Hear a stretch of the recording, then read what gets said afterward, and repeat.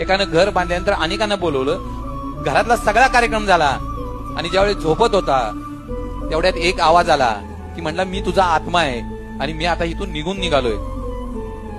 तो माणूस म्हणला, अरे आत्ताशी मी घर बांधलंय, आत्ताशी कुठे सुखाचे दिवस यायला लागलेत आणि तू कुठे मला सोडून निघालाय? तू जर मला सोडून गेला तर मी मरीन काही, तुला ह्या घरात थांबलं पाहिजे. आत्मा म्हणला, घर तुझं आहे, माझं घर म्हणजे तुझं शरीर आहे, परंतु वयाच्या 60व्या वर्षी तुझं शरीर शुगर, बीपी, जडपणा त्यानं खराब झालंय ना. मी कसं या घरात राहू?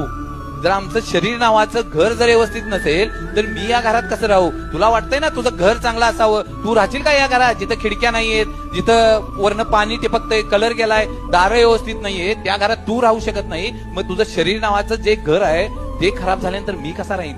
मित्रांनो, त्यासाठी हे जे ईश्वरानं दिलंय ना आम्हाला, ते पहिल्यांदा व्यवस्थित ठेवण्याचा. आयुष्यात सगळे कमवता येईल, तुम्हाला पैसे कमवता येतील, सगळे कमवता येईल, परंतु आयुष्यात शरीर परत कमवता येईल, लक्षात घ्या.